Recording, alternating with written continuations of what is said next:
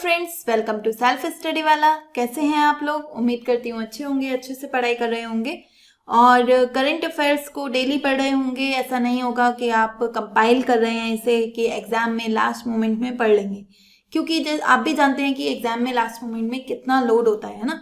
तो वहाँ पे ये आपका एक साथ नहीं पढ़ा जाएगा, तो इसे डेली पढ़ते रहिए और कंपाइल मत कीजिए, है ना। ऐसा नहीं कीजिए कि लास्ट मोमेंट में पढ़ने के लिए इसे रख लिया है। ठीक है, आज हम देखेंगे 10 अप्रैल का करंट अफेयर्स। और जैसा कि आप जानते हैं, ये करंट अफेयर्स जो है UPSC CSC exam, UPPCS exam और इस तरह के जो वनडे एग्जाम्स हैं जैसे आरओ एआरओ वगैरह, उनमें सब में काम आने वाला है। और हिंदी इंग्लिश दोनों लैंग्वेज में अवेलेबल है, ताकि आप किसी भी मीडियम के हैं आपको ये काम में आएगा। ठीक है, एंड इसकी पीडीएफ भी मिलेगी आपको हमारे टेलीग्राम चैनल पे। अगर आपने अभी तक उसे ज्वाइन नहीं किया है तो आप जल्दी से कमेंट बॉक्स में दिए गए लिंक से जो टेलीग्राम चैनल है उसे ज्वाइन कर लीजिए, ताकि आप आसानी से जो पीडीएफ है उसे डाउनलोड कर पाएं और जो एग्जाम रिलेटेड डेली अपडेट्स हैं उनसे अपडेटेड रह पाएं। तो चलिए देखते हैं आज का हमारा पहला टॉपिक है लैंड इनइक्वालिटी इन इंडिया। ठीक है, तो वर्ल्ड इनइक्वालिटी लैब नाम की एक संस्था है, उसने एक रिपोर्ट, एक वर्किंग पेपर इशू किया है, land inequality in India, nature, history and markets. ठीक, मोस्ट इंपॉर्टेंट रिपोर्ट है, बहुत चांसेस हैं एग्जाम में यहाँ से क्वेश्चन आ सकता है।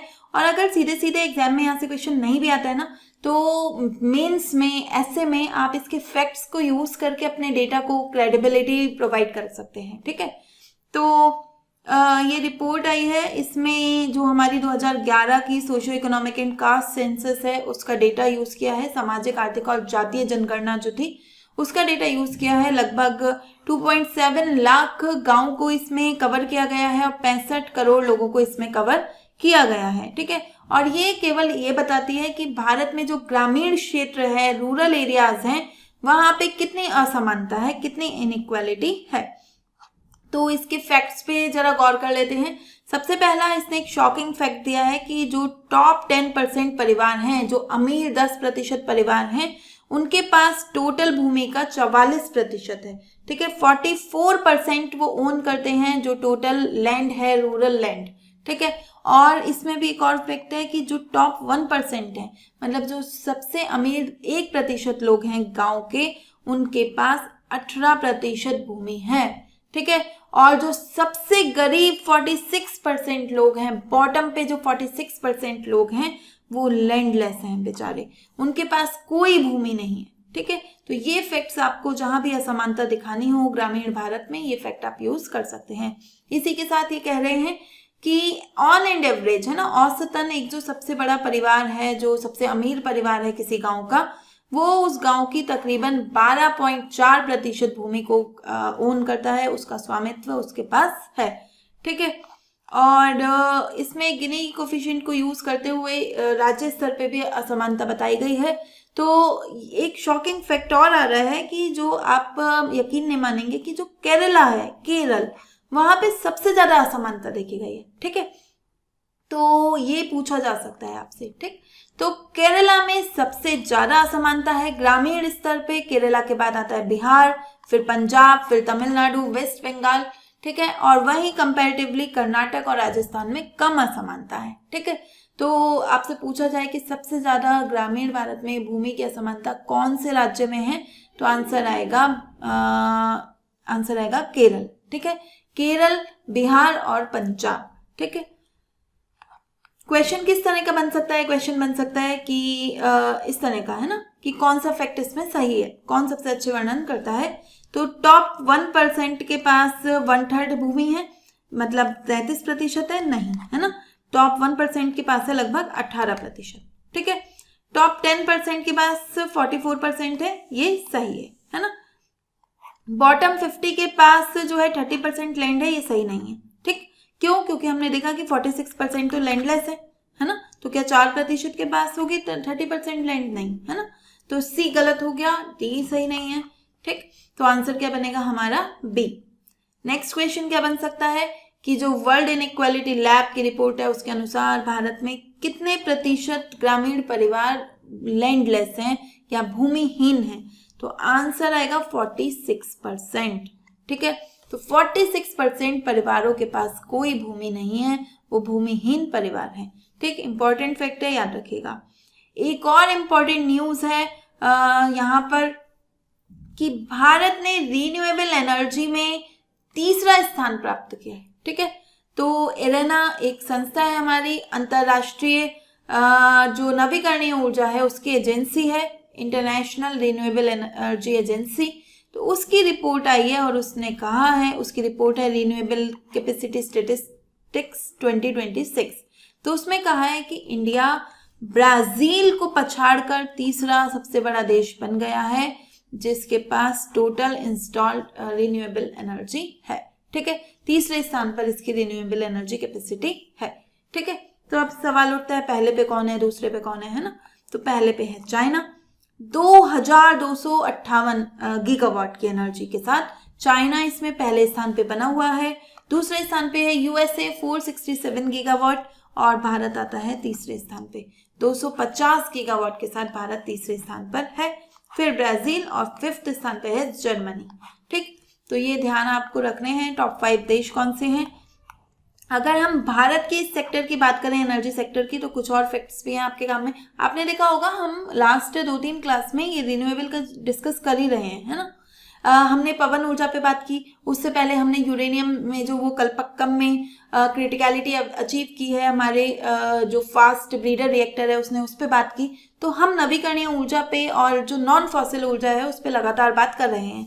तो ये टॉपिक आपके एग्जाम के लिए मोस्ट इम्पॉर्टेंट है, प्रीलिम्स के लिए तो इम्पॉर्टेंट है ही, मेंस के लिए भी काफी इम्पॉर्टेंट है। ठीक है, तो हमारे यहाँ टोटल नॉन फॉसिल कैपेसिटी कितनी है, 283.46। तो देखिए नॉन फॉसिल क्या होता है इसको समझ लेते हैं। जो हमारी टोटल ऊर्जा आती है ना, एक तो आती है फॉसिल फ्यूल से, जीवाश्म ईंधन। जीवाश्म ईंधन माने कोयला हो गया, तेल हो गया, गैस हो गई, है ना। दूसरी आती है गैर जीवाश्म, नॉन फॉसिल। अब जो गैर जीवाश्म है ना वो भी 2 तरह का है। ठीक है, उसमें एक है नाभिकीय ऊर्जा, ठीक, और एक है नवीकरणीय ऊर्जा। नाभिकीय ऊर्जा नवीकरणीय नहीं होती, है ना। जैसे सोलर एनर्जी है, कभी खत्म नहीं होगी, सूर्य रोज उगेगा, है ना, और आप रोज सोलर एनर्जी प्राप्त कर सकते हैं। लेकिन नाभिकीय ऊर्जा के साथ ऐसा नहीं है। नाभिकीय ऊर्जा क्लीन ऊर्जा तो है, जीवाश्म से तो प्राप्त नहीं हो रही, लेकिन यूरेनियम के सोर्स जो हैं, थोरियम के सोर्स जो हैं, वो समय के साथ खत्म हो जाएंगे, है ना, तो वो नवीकरणीय नहीं है। तो अगर हम टोटल गैर जीवाश्म की बात करें तो वो तो हमारी 283.46 है ना। लेकिन उसमें भी अगर हम इस 283 को भी आगे ब्रेक करें तो नाभिकीय ऊर्जा है लगभग 8.78 गीगावाट और नवीकरणीय ऊर्जा है 274.68 गीगावाट। तो यहाँ पे ये आपकी क्लैरिटी होनी चाहिए। ठीक है, और नवीकरणीय ऊर्जा में हम देखें, यहाँ पे आपसे पूछ लेगा कि नवीकरणीय ऊर्जा में सबसे ज्यादा ऊर्जा कौन सी है ना। तो सबसे ज्यादा स्थान है सोलर पावर का। सौर ऊर्जा सबसे ज्यादा भारत में बनती है नवीकरणीय ऊर्जा में। ठीक है, विश्व में दूसरे स्थान पे है भारत सौर ऊर्जा के मामले में। विंड एनर्जी, पवन ऊर्जा जो है दूसरे स्थान पे है 56 गीगावाट के साथ। ये फैक्ट हमने याद किया था। ठीक है, और भारत पवन ऊर्जा के मामले में विश्व में चौथे स्थान पे है। ठीक है, पवन ऊर्जा के बाद आती है लार्ज हाइड्रो पावर एनर्जी, बड़ी पनबिजली की परियोजनाएं, फिर न्यूक्लियर एनर्जी, फिर स्मॉल हाइड्रो पावर और फिर बायो एनर्जी। सारी याद नहीं रखनी, मैं आपको सीधे सीधे बताऊं। आपको नॉन फॉसिल से कितनी मिल रही है ये पता होना चाहिए, नवीकरणीय से कितनी मिल रही है ये पता होना चाहिए, सौर ऊर्जा पवन ऊर्जा का पता होना चाहिए, और बाकी आपको बस एक आइडिया होना चाहिए कि पवन ऊर्जा के बाद लार्ज हाइड्रो है, फिर न्यूक्लियर है, फिर स्मॉल हाइड्रो है, फिर बायो एनर्जी है ना। ये एग्जैक्ट कितने हैं मीन्स ये फिगर आपको याद नहीं करनी है। ठीक है, जो ऊपर सौर ऊर्जा का पवन ऊर्जा का है वो फिगर आपको याद करनी है।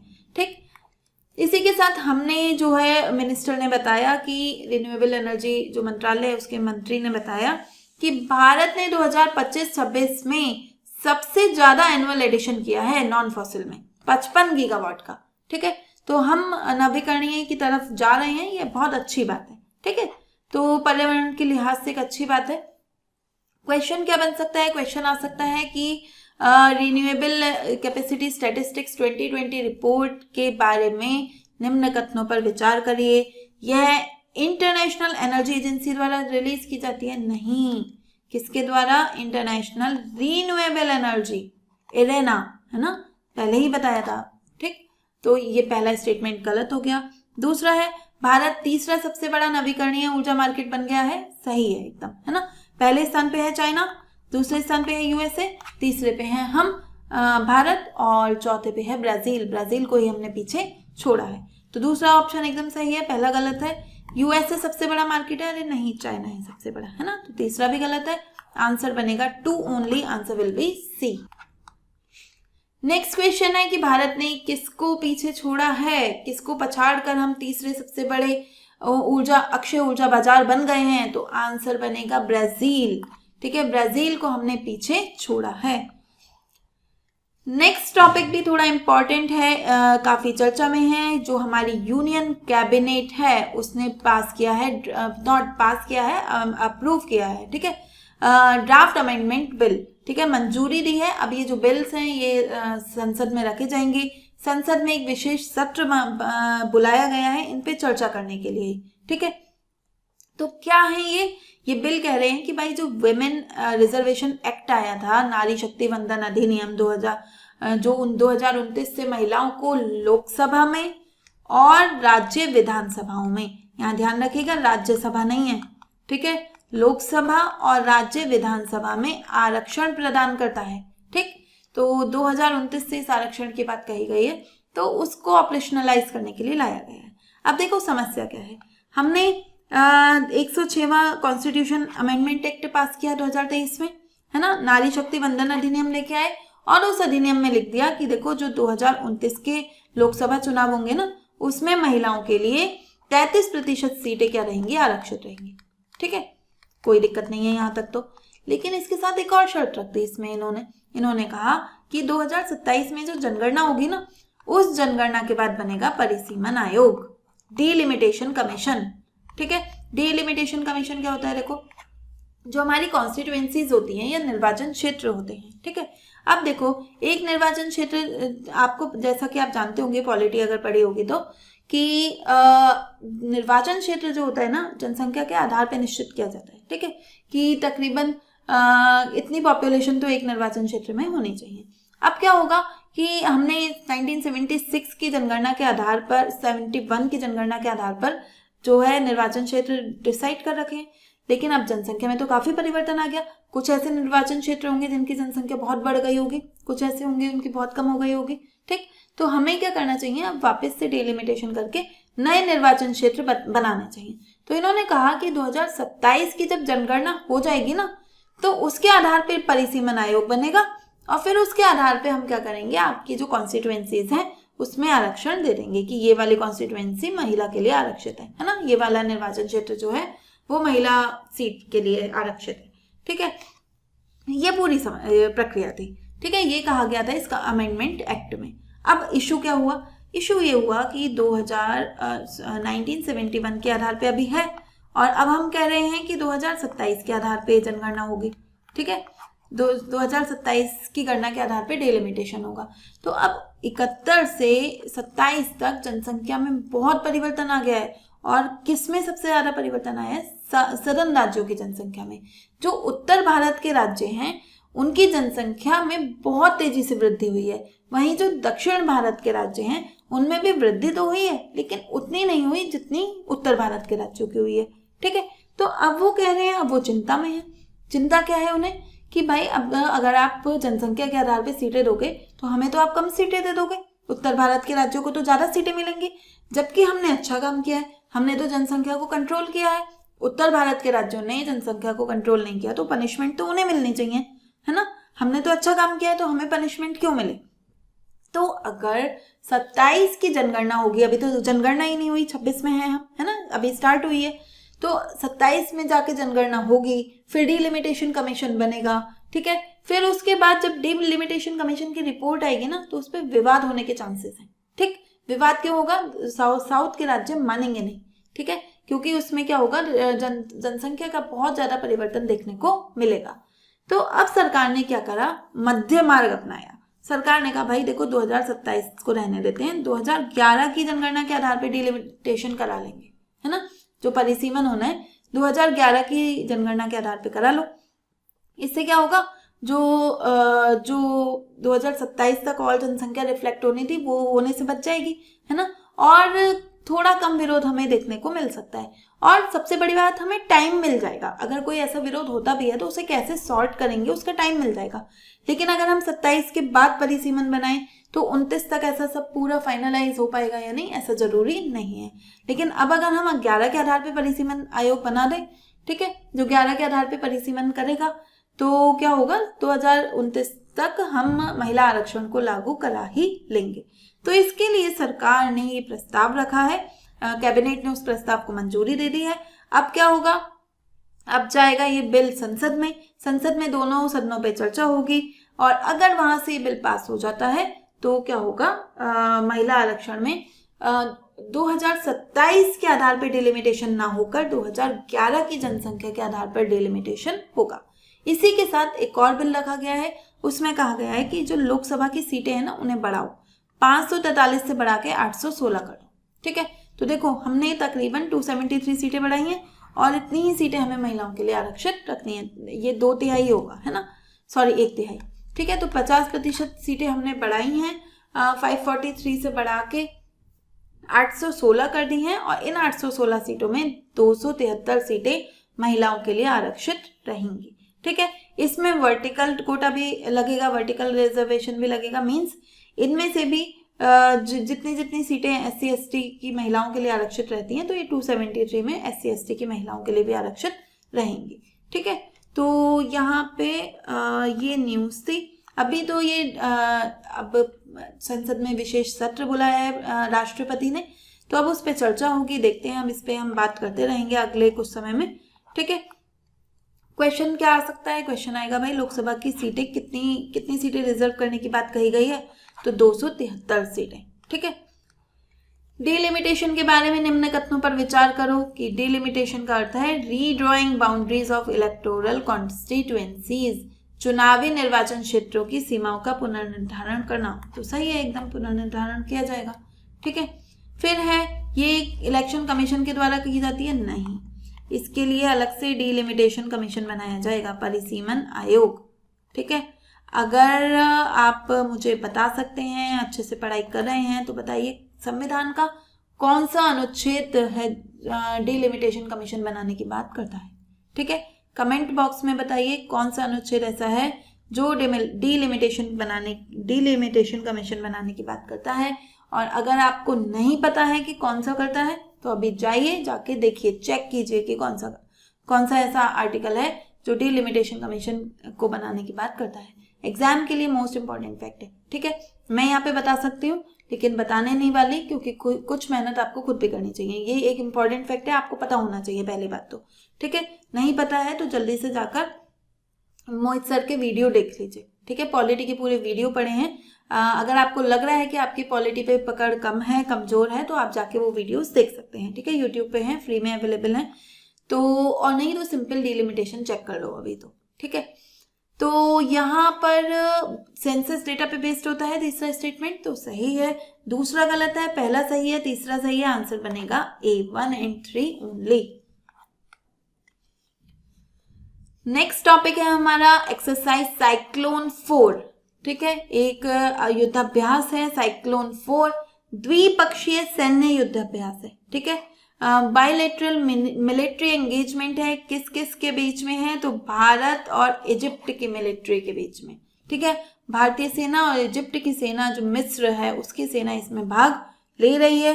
कहाँ पे आयोजित होगा, अप्रैल में। अभी 9 अप्रैल से 17 अप्रैल तक चलेगा, और भारत की जो टुकड़ी जानी है सेना की वो चली गई है। ठीक है, कहाँ आयोजित होगा, अंशास इजिप्ट में।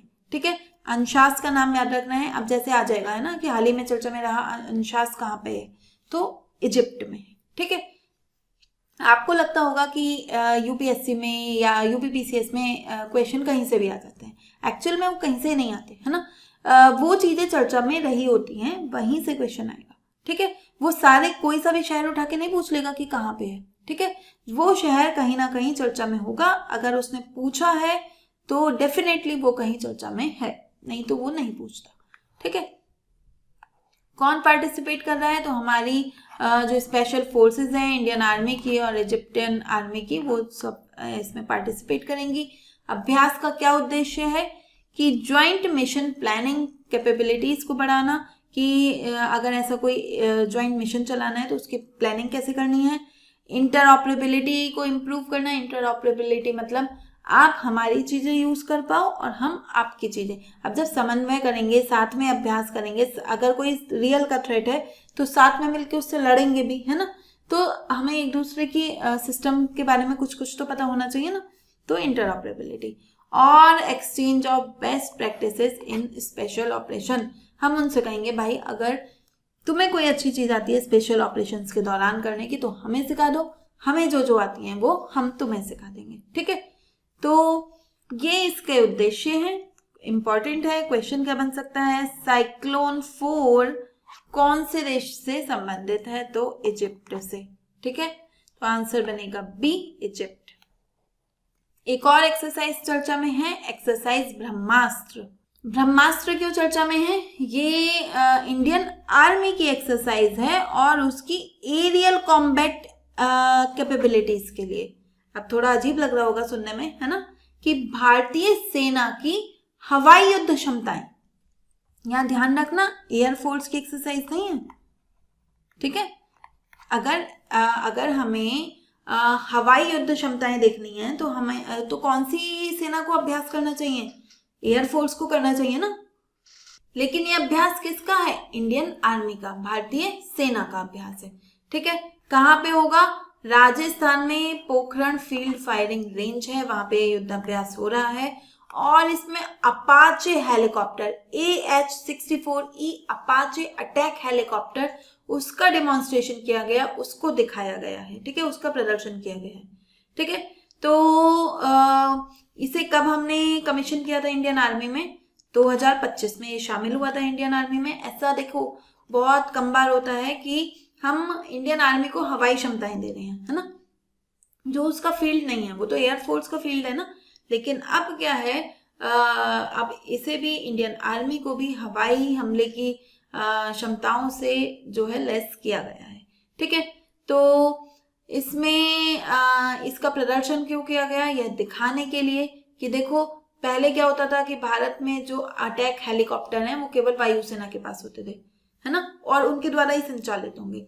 लेकिन अब ये दिखाया जा रहा है कि भाई देखो अगर सेना में भी इस तरह के जो हवा में जो अटैक कैपेबिलिटी है ना, वो उसके पास, सेना के पास भी आ जाती है, तो उसकी क्षमताएं बहुत बहुत बढ़ सकती हैं, है ना। तो वो क्या होगा, प्रिसीजन स्ट्राइक कैपेबिलिटीज आ जाएंगी और डेजर्ट जैसे बैटलफील्ड में एक इस तरह की क्षमता होना वाकई में भारतीय सेना को मजबूत बनाता है, ठीक है।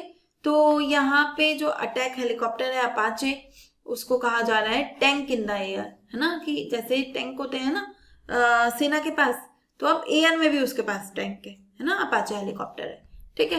क्या करता है ये, इसके पास लॉन्गबो रडार्स हैं जो बहुत सारे टारगेट्स को जो है एक साथ ट्रैक कर सकते हैं कि कहाँ कहाँ हैं वो टारगेट, रियल टाइम शेयर कर सकते हैं। जो हमारी नीचे आर्मी की यूनिट्स हैं, है ना, आर्टिलरी यूनिट्स हैं, उनके साथ इसे शेयर कर सकते हैं कि देखो ये टारगेट यहाँ पे है, ये वहाँ पे है। इसके साथ इसमें अटैक हेलीकॉप्टर है तो मिसाइल्स भी हैं, हेल फायर मिसाइल्स हैं, रॉकेट्स हैं, चेन गन्स हैं, है ना, दिन रात कभी भी वो काम करेंगी, ठीक। तो ध्यान रखना है, इंपॉर्टेंट, मोस्ट इंपॉर्टेंट टॉपिक है। और इससे ना ये जो चल रहा था लाइव फायर वाला इवेंट, इससे ठीक एक दिन पहले जो हमारे थल सेना अध्यक्ष हैं जनरल उपेंद्र द्विवेदी, ठीक है, उन्होंने जो हमारा LCH प्रचंड है उसमें उड़ान भरी थी, ठीक है। LCH की full form light combat helicopter, light combat helicopter, नाम याद रख लेना, इंपॉर्टेंट है। लाइट माने हल्का है, कॉम्बैट माने युद्ध क्षेत्र के लिए बना है, और हेलीकॉप्टर तो आपको पता ही है ना। तो हल्का युद्ध क्षेत्र के लिए बना हेलीकॉप्टर है प्रचंड, ठीक है। इंपॉर्टेंट क्यों है, इंडिजिनसली बना है, स्वदेशी आत्मनिर्भर भारत के तहत बना है, हमने डिजाइन किया, हमने बनाया, किसी और पे निर्भर नहीं रहेंगे, ठीक है। तो आपको ध्यान रखना है कि देखो अगर हैवी अटैक करना है तो भाई US से जो अपाचे आया है ना उससे कर लो, है ना, एंटी टैंक वाला रोल करता है वो, ठीक है।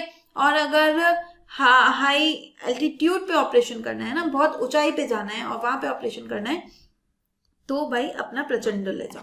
ठीक, तो यहाँ पे अपाचे और प्रचंड से हमारी भारतीय सेना, ना कि वायुसेना, ठीक है, वो लेस हो चुकी है और एक उन्होंने युद्धाभ्यास किया है ब्रह्मास्त्र। ठीक है, तो क्वेश्चन क्या आ सकता है, स्टेटमेंट टाइप क्वेश्चन आ सकता है कि जो एक्सरसाइज ब्रह्मास्त्र है वो ज्वाइंट एक्सरसाइज है इंडियन आर्मी और एयरफोर्स की। अरे नहीं भाई, आर्मी और एयरफोर्स नहीं, खाली आर्मी की है ना, एयरफोर्स उसमें शामिल नहीं है। ये लाइव फायर मिलिट्री डेमोन्स्ट्रेशन है, हाँ वो फायर करके दिखा रहे हैं। ठीक है, तो सही है। It showcases the capability of attack helicopter in integrated battlefield operation। ये भी ठीक है ना, जो अटैक हेलीकॉप्टर हैं, अटैक उनकी क्षमताओं को प्रदर्शित किया जा रहा है यहाँ पे। तो 2 ठीक है, 3 ठीक है, 1 गलत है, तो 1 गलत हुआ तो ये सारे ही गलत हो गए है ना। अब मानो आपको नहीं भी पता कि 2 या 3 सही है, पर आपको ये तो पता है ना कि 1 गलत है, तो 1 गलत होने से ही आपके सारे आंसर गलत हो गए। BCD ऑप्शन बचा A ओनली। ठीक है, 2 and 3 ओनली। कहाँ पे कंडक्ट हुई है, इस तरह के क्वेश्चन आ सकता है।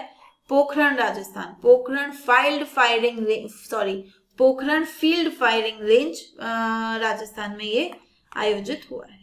ठीक है, तो और क्या आ सकता है कि हाल ही में एक इंडिजिनस लाइट कॉम्बैट हेलीकॉप्टर बनाया है हमने, वो कौन सा है, ध्रुव है, रुद्रा है, प्रचंड है, गरुड़ है, तो प्रचंड है। ठीक है, अगर आपने थोड़ा सा भी प्रीवियस ईयर क्वेश्चन देखे हैं तो इस तरह के क्वेश्चन IAS के प्रीलिम्स में और PCS के प्रीलिम्स में, दोनों प्रीलिम्स में पूछे जाते हैं।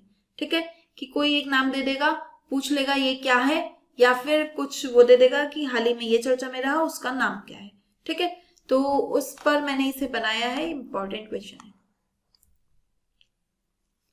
एक और इम्पॉर्टेंट न्यूज है आज की, UAE ने एक commercial 10G U6 gigahertz network जो है वो लॉन्च किया है। ठीक है, तो एक समिट हो रही है दुबई में, सेमेना काउंसिल लीडर समिट, उसमें जो UAE की एक टेलीकम्युनिकेशन रेगुलेटरी अथॉरिटी है, उसने बताया है कि विश्व का पहला कॉमर्शियल अपर 6 गीगाहर्ट्ज नेटवर्क जो है वो लॉन्च किया जा रहा है UAE की तरफ से। ठीक है, तो इसमें देखो यहाँ पे आप ध्यान रखना, अभी कौन सा एरा चल रहा है, 5G एरा है ना, 5G के बाद अब 6G आएगा, लेकिन 6G पे ना जाके 5.5G एरा की बात कर रहे हैं, 5.5 जनरेशन।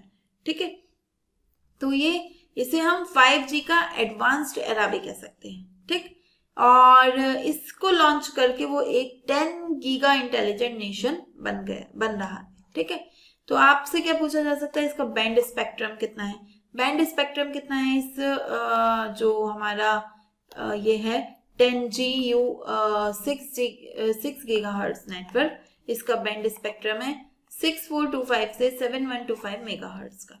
अब ये बैंड स्पेक्ट्रम क्या होता है थोड़ा सा समझ लेते हैं। देखो, आसान भाषा में समझाऊं तो ये एक सड़क की तरह है, हाईवे। ठीक है, हाईवे जितना संकरा होगा ना, ट्रैफिक उतना ज्यादा होगा, स्पीड उतनी धीमी होगी, है ना। अगर आपका हाईवे चौड़ा होगा, 8 लेन, 10 लेन, 16 लेन हाईवे होगा, तो क्या होगा कि आपका जो स्पीड है वो अच्छी आएगी, ट्रैफिक नहीं लगेगा, जाम नहीं लगेगा और स्पीड बहुत अच्छी आएगी। ठीक है, और आप लेट नहीं होगे। ठीक, तो यहाँ पे ये बैंड जो स्पेक्ट्रम है वो बहुत ज्यादा है, वाइड है। ठीक है, तो ज्यादा है तो क्या होगा यहाँ पे, अब इसमें कौन ट्रैफिक थोड़ी ना चलेगा, इसमें चलेगा इंटरनेट, इसमें चलेगा डेटा। ठीक है, तो इंटरनेट की स्पीड बहुत अच्छी आएगी, डेटा बहुत तेजी से जाएगा, तेजी से आएगा। ठीक है, तो जो हम डाउनलोड करते हैं, अपलोड करते हैं, उन चीजों की स्पीड बढ़ जाएगी। ठीक, लेटेंसी कम होगी। लेटेंसी क्या होता है कि अभी आपने क्लिक किया और उसके बाद डाउनलोड हुआ, उसमें जो जितना टाइम लग जाता है, ठीक है, वो है लेटेंसी, वो कम हो जाएगी और एक हमें स्मूथ इंटरनेट मिलेगा। ठीक है, तो वो इसने लॉन्च किया है। इसका नाम गोल्डन स्पेक्ट्रम रखा गया है क्योंकि ये 700 मेगाहर्ट्ज का बैंडविड्थ देता है ना, बहुत बड़ा बैंडविड्थ है। ठीक है, वाइड एरिया कवरेज होगा तो हाई कैपेसिटी आएगी, लेटेंसी कम होगी, मिलीसेकंड, सब मिलीसेकंड की लेटेंसी है, मतलब 1 सेकंड भी नहीं लगेगा, है ना, चीज को आपके सिस्टम पे आने में।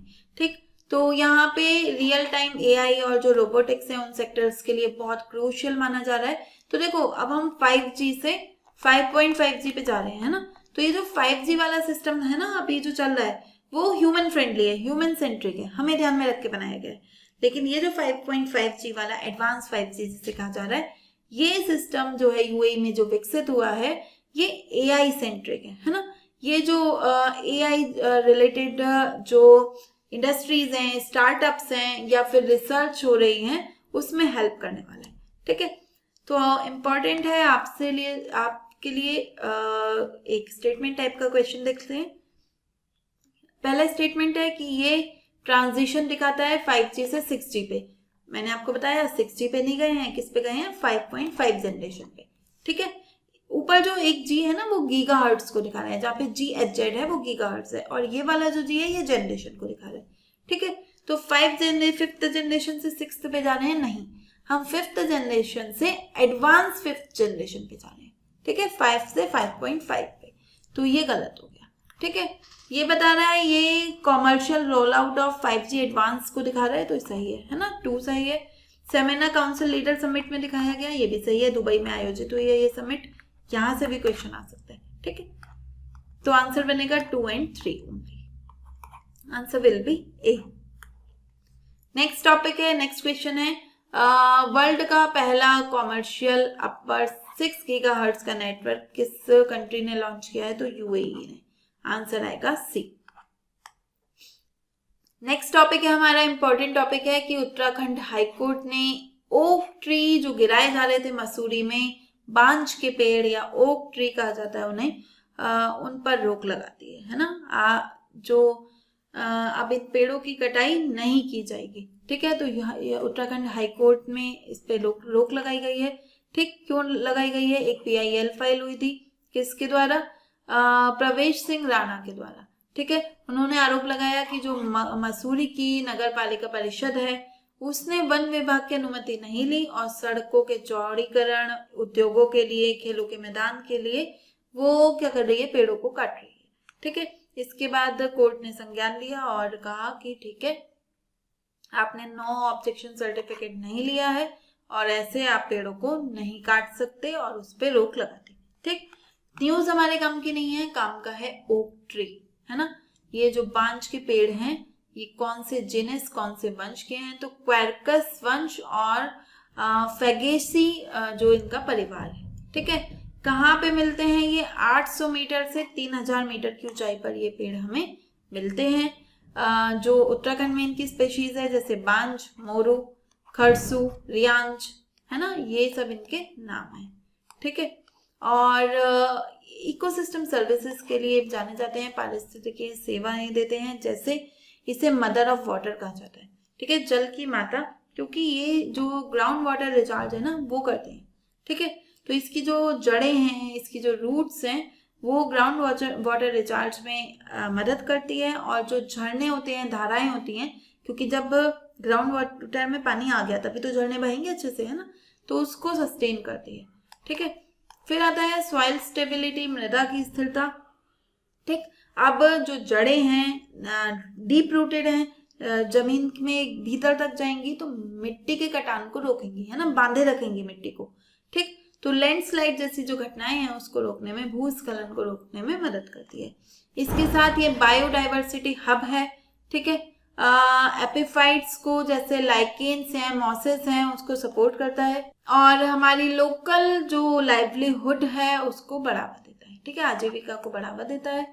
हाल ही में इसको बहुत तेजी से इनकी संख्या में कमी आई है, ओक फॉरेस्ट की संख्या में, क्योंकि ना कुछ इन्वेसिव एलियन स्पेशीज आ गई हैं, है ना, कौन कौन सी, जैसे यूपेटोरियम, ठीक है, और लेंटाना, और इसके अलावा पाइनस, चीर पाइनस जिसे बोलते हैं। ठीक है, तो ये वाली जो स्पेशीज हैं ये बहुत तेजी से आई हैं और इन्होंने ओक ट्री को पीछे कर दिया है, बहुत कम, मतलब उसे नुकसान पहुंचा रहे हैं ये। और आपने देखा कि जंगल की आग भी बढ़ रही है ना, तो ये जो चिर पाइन है ये जंगल की आग के लिए जाना जाता है कि इसमें ये पानी को खत्म करता है और वृक्ष सूखे हो जाते हैं और जंगल की आग क्या होती है, तेजी से लग जाती है। ठीक है, फैलती चली जाती है। ठीक, तो ये कुछ नुकसान हो रहे हैं। तो ऑलरेडी एक जो प्रजाति है, वृक्षों की प्रजाति, वो पहले से ही खतरे में है।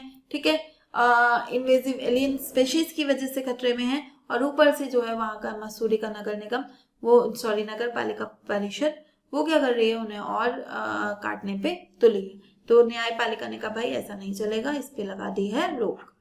क्वेश्चन क्या आ सकता है, अब देखो इस तरह का क्वेश्चन आ जाए आपका कि ओक ट्री जो होते हैं वो कितने एल्टीट्यूड रेंज पे उगते हैं, है ना। तो यहाँ पे आंसर तो जैसा आपको पता है 800 से 3000, लेकिन अगर एग्जाम में ऐसा क्वेश्चन आएगा तो आप कहोगे यार हम सारे कौन सा पेड़ कितने ऊंचाई पे उगता है हम थोड़ी ना याद रखेंगे, लेकिन वो सारे नहीं पूछेगा, है ना। मैं बार बार आपको ये बात कह रही हूँ, बार बार, क्योंकि आपको करंट अफेयर्स का महत्व समझना पड़ेगा। कोई भी चीज जो आपके, अब आप इसे, अगर ये क्वेश्चन एग्जाम में आएगा तो आप इसे कहाँ पे रखोगे, आप इसे एनवायरमेंट वाले सेक्टर में रखोगे ना, सेक्शन में, कि ये पर्यावरण से आया है। एक्चुअल में ये पर्यावरण से नहीं आया होता, ये कहाँ से आया होता है, ये आपके आया होता है जो करंट अफेयर्स है, ठीक है। जैसे पीसीएस का लास्ट ईयर का क्वेश्चन देखो, गवर्नर पे क्वेश्चन आए हैं, ठीक। आप कहोगे कि गवर्नर तो पॉलिटी का टॉपिक है, अरे पिछले साल गवर्नर पूरे उसमें चर्चा में रहे थे, है ना, इसलिए गवर्नर से क्वेश्चन आए हैं, ठीक है। तो आपको ये थोड़ा सा समझना होगा कि जो जो चीजें करंट अफेयर्स में हाईलाइट हो जा रही हैं वो आपके एग्जाम के लिहाज से काफी इंपॉर्टेंट हो जाती है, ठीक है। नेक्स्ट टॉपिक है हमारा एम्परर पेंगुइन, ठीक है। एक पेंगुइन है, इसकी इमेज लगाना मैं भूल गई हूँ, अभी मुझे बस आपको बताते समय याद आया कि मुझे इमेज लगानी थी और रह गई वो, ठीक। तो एम्परर पेंगुइन जो है रिक्लासिफाइड हुआ है एंडेंजर्ड, संकटग्रस्त, किसके द्वारा, ऑब्वियसली आईयूसीएन की लिस्ट है ये, है ना। आईयूसीएन ही तो एंडेंजर्ड, क्रिटिकली एंडेंजर्ड वो लिस्ट, वल्नरेबल, है ना, ये सब बनाता है, ठीक। तो आईयूसीएन ने कहा कि ये जो पहले नियर थ्रेटेंड थी, निकट संकटग्रस्त थी, अब उसे संकटग्रस्त में डाल दो, ठीक है, क्योंकि अब इस पे संकट आ गया है। क्यों, क्योंकि जो सैटेलाइट की इमेजेस हैं उन्होंने दिखाया है कि भाई इनकी पॉपुलेशन में बहुत तेजी से कमी आ रही है, 10% कम हो गई है 2009 से 2018 तक। लगभग 20,000 जो एडल्ट हैं उनकी संख्या में कमी आई है, ठीक है। कमी आने का क्या कारण है, कमी आने का कारण है कि देखो इनकी ना प्रजनन ठीक से नहीं हो पा रहा, ब्रीडिंग ठीक से नहीं हो पा रही। क्यों नहीं हो पा रही है उसका कारण समझते हैं। देखो ये जो एम्परर पेंगुइन है ना, ये अदर पेंगुइन से अलग है और ये अंटार्कटिक विंटर में ब्रीडिंग करता है, प्रजनन करता है, ठीक है। क्यों ऐसा करता है ये, क्योंकि ये फास्ट आइस पे डिपेंडेंट है, ठीक है। फास्ट आइस मतलब जो कोस्ट लाइन होती है ना, जो सी है और भूमि है उसके बीच में जो कोस्ट लाइन है, उस पे जब बहुत सर्दी होती है, अंटार्कटिका की सर्दी आप जानते हैं, तो वहां पे ना उस पे बर्फ जम जाती है, ठीक है। तो ये वहां पे प्रजनन करता है। क्यों ऐसा करता है, क्योंकि जो जैसे जब वो चिक्स हैं, है ना, जब वो एग में से निकलेंगे, चिक्स हैं, छोटे चूजे हैं, तो क्या होगा कि अभी तो बर्फ जमी हुई है ना, तो उनके पंख अभी डेवलप नहीं होते, तो धीरे धीरे जब वो बड़े होंगे, पंख डेवलप होंगे, तब तक वो बर्फ में ही है, अभी पानी नहीं है। लेकिन क्या हो, अगर पानी आ जाए तो उनके पंख डेवलप नहीं हो पाएंगे और वो उस पानी में डूब जाएंगे, है ना, पानी में चले जाएंगे और वो स्वयं को बचा नहीं पाएंगे।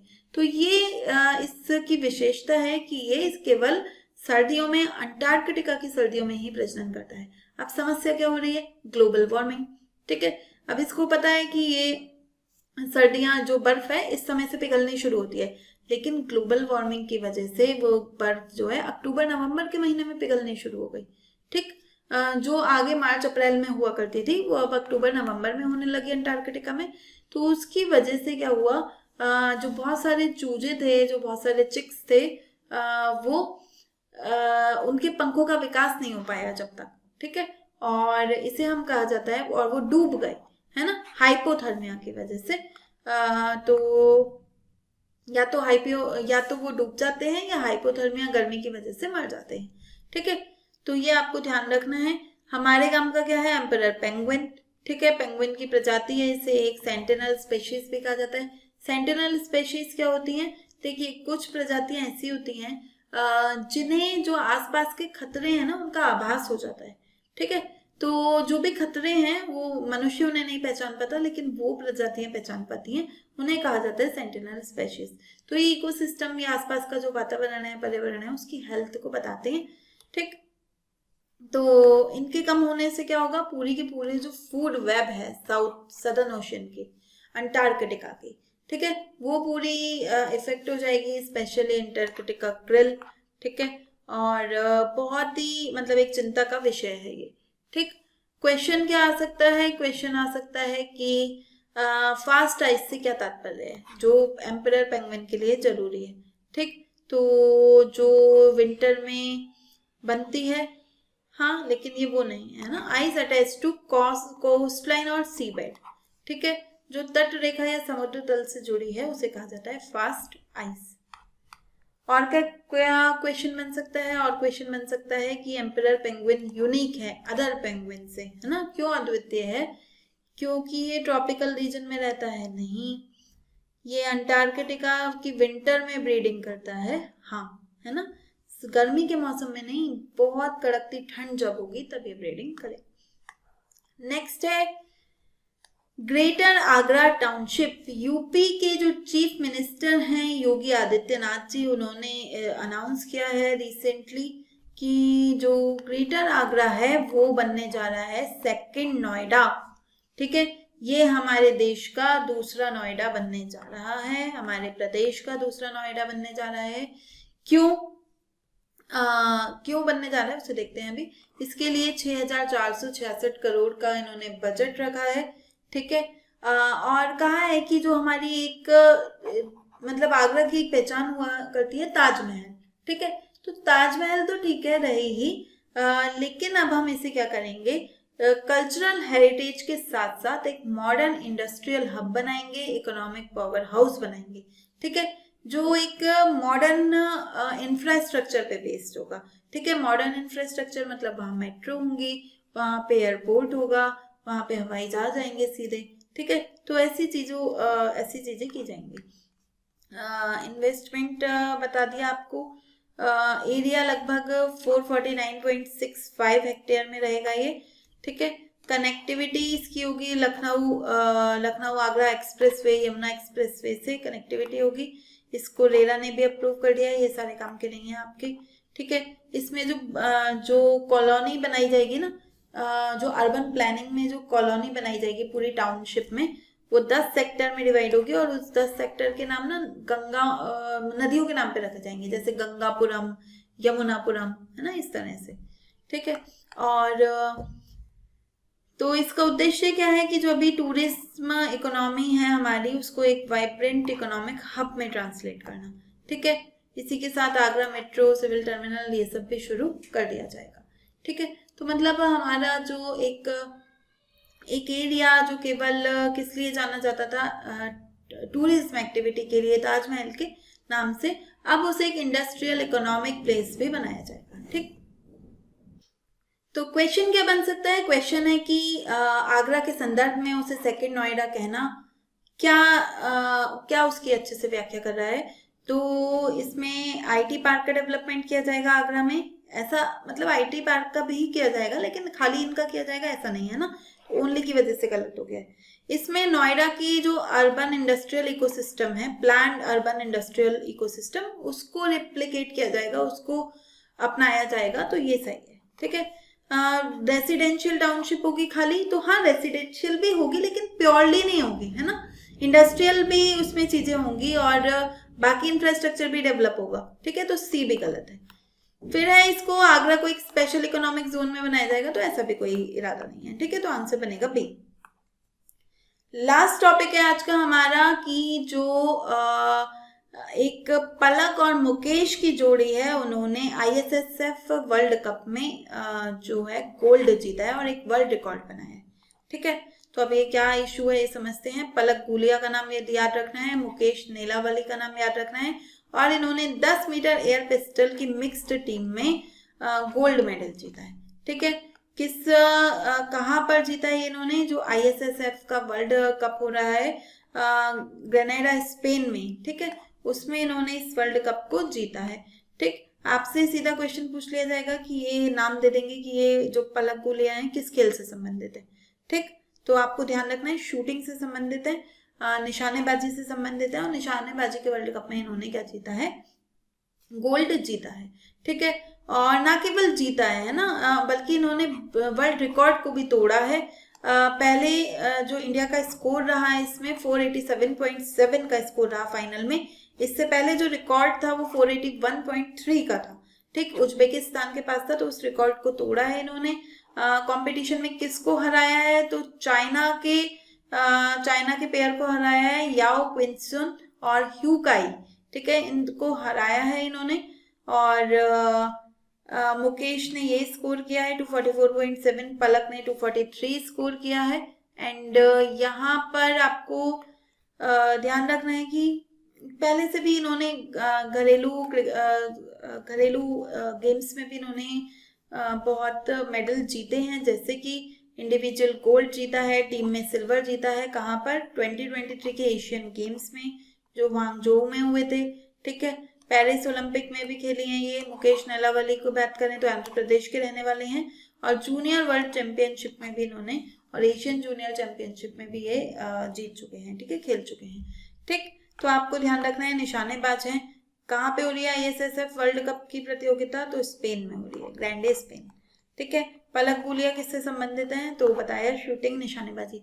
इस तरह के क्वेश्चन बहुत आते हैं कि नाम दे देगा और पूछेगा कि ये हाल ही में चर्चा में रही ये खिलाड़ी किस खेल से संबंधित है। ठीक है, सूची दे देगा, मैचिंग के लिए दे देगा। ठीक, तो ध्यान से पढ़िए, प्रीवियस ईयर क्वेश्चन पे नजर बनाए रखिए। ठीक है, वहां से आपको पता चलेगा क्वेश्चन किस तरह के आते हैं, कौन से टॉपिक से आते हैं। ठीक है, हम तो बनाए हुए हैं, आप भी बनाए रखिए। आज ये लेक्चर हमारा आज यहाँ पे करंट अफेयर्स का यहीं समाप्त होता है। उम्मीद करती हूँ आपको पसंद आया होगा। PDF डाउनलोड कीजिए, उसको रिवाइज करिए, कीवर्ड्स को हाईलाइट करिए, और लास्ट मोमेंट के लिए चीजें ना छोड़िए। ठीक है, तो चलिए मिलते हैं नेक्स्ट क्लास में। Thank you.